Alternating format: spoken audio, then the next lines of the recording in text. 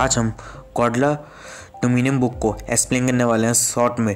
ये book Godzilla king of the monsters के बाद और साथ में गॉडजिला वर्सेस कॉन्ग से पहले की कहानी इस बुक के अंदर दिखाई गई है। तो इसी बुक को मैं शॉर्ट में एक्सप्लेन करूँगा। तो चलिए बिना किसी के इस वीडियो को शुरू करते हैं। आगे बढ़ने से पहले अगर आप इस चैनल पर नए हो और आप भी मॉन्स्टरवर्स के फैन हो तो चैनल को सब्सक्राइब बगल में बेल आइकन दबा के रखो ताकि कोई फ्यूचर में ऐसी नई वीडियो सबसे पहले मिलती रहे। चलिए अब बिना किसी के इस वीडियो को शुरू करते हैं। स्टोरी की शुरुआत गॉडजिला के संग होती है, जो हमें दिखाया जाता है कि गॉडजिला समुद्र में तैर रहा होता है। गॉडजिला को नेचर की छोटी से छोटी चीज़ का ध्यान रखता है और हमें ये दिखाया जाता है कि कैसे गॉडजिला ने नेचर में ही अपने आप को ढाल लिया है। गॉडजिला साइला से मिलने जाता है। साइला भूखी और बेचैन थी क्योंकि गिधोरा के कारण मॉन्स्टर्स की रहने की जगह अब पूरी तरह से ख़त्म हो चुकी थी। साइला एक वॉर हेड से एनर्जी लेना चाहती थी, पर इस वॉर हेड के कारण नेचर को काफ़ी ज़्यादा नुकसान होता, खासकर ज़मीन और समुद्र को। और गॉडजिला ऐसा नहीं होने देगा। पर साइला ने Godzilla king of the monsters में गॉडजिला के सामने अपना सर झुकाया था, पर इस बार साइला भूख से पूरी तरीके से पागल हो गई थी और फिर साइला गॉडजिला पर ही हमला कर देती है। गॉडजिला भी साइला पर हमला कर देता है, जिससे गॉडजिला और साइला के बीच में एक छोटी सी लड़ाई होती है जिसमें साइला हार जाती है और वो कहीं और की ओर निकल जाती है। पर गॉडजिला साइला के पीछे नहीं जाता, वो वापस ओशियन में चले जाता है।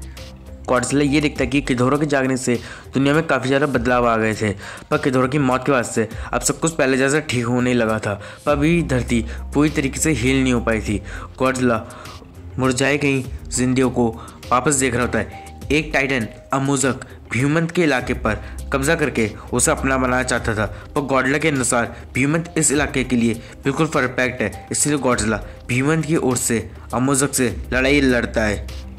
अमूजक फाइनली गॉडजिला से हार मान जाता है और वहाँ से चले जाता है। गॉडजिला पूरी तरीके से थक चुका था, इसलिए गॉडजिला वापस अपने घर की ओर जाता है, जो होता है गॉडजिला का मंदिर। गॉडजिला अपने मंदिर में पहुंचता है, पर वो मंदिर पूरी तरह से ब्लास्ट हो चुका था।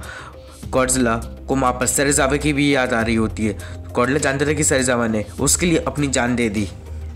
कुछ छोटी छोटी मछलियाँ गॉडजिला पर हमला कर देती हैं। गॉडजिला इन मछलियों को नहीं जानता था।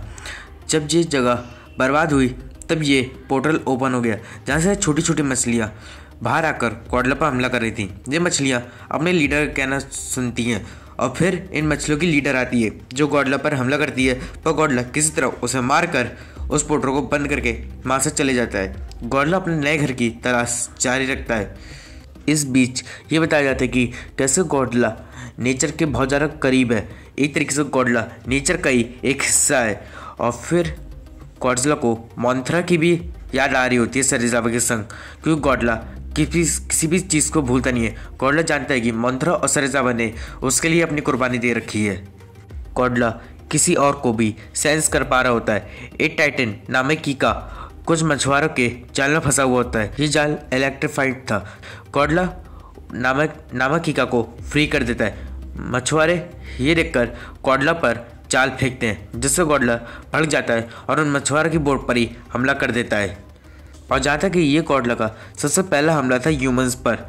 गॉडजिला एक वल्केनो वाली जगह से हो गुजरता है और एक बर्फीले स्थान पर पहुंचता है। मुनार के लोग अभी भी गॉडजिला पर नज़र रख रहे होते हैं। गॉडजिला फिर से सेंस कर पाता है। गॉडजिला उसे सामने लाने के लिए रोल करता है, पर रिप्लाई में कुछ भी नहीं आता। पर अचानक से टाइटन थियामैट गॉडजिला पर हमला कर देती है।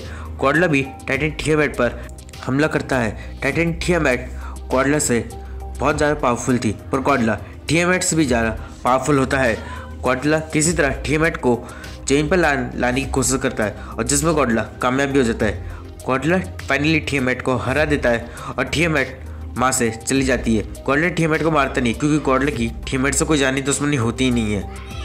गॉडजिला एक में पहुंचता है जहाँ पर उसे गॉडजिला की बहुत सारी ड्राइंग्स बनी होती है। वहाँ पर एक कॉन्ग का स्केलेटन भी पड़ा हुआ होता है। ये गुफा गॉडजिला का एक घर होता है। अब फाइनली गॉडजिला को उसका घर मिल चुका है। अब वो शांति से आराम कर सकता है। इसी के संग गॉडजिला डोमिनियन की कहानी पूरी हो जाती है। इस स्टोरी की सबसे अच्छी बात ये थी कि इसके अंदर की जो भी हमें कहानी दिखाई गई वो सब गॉडला की ओर से दिखाई गई। गॉडला किसी के भी एहसानों को नहीं भूलता। साथ में गॉडजिला नेचर का बैलेंस बनाए रखने के लिए कुछ भी कर सकता है। गॉडजिला अपने से पावरफुल लोगों को या फिर अपने से कमज़ोर लोगों को जान से नहीं मारना चाहता, बस वो उन्हें नेचर का बैलेंस बनाए रखने में उनकी मदद करता है। ऑलराइट गाइस, आज के लिए इतना ही। अगर आपको ये वीडियो अच्छा है तो वीडियो को लाइक कर दीजिए, चैनल पर नहीं तो चैनल को सब्सक्राइब कर दीजिए, बगल में ब्लैक दबा दीजिए और मैं मिलता हूं आपसे अगली वीडियो में। तब तक के लिए bye bye, thank you for watching.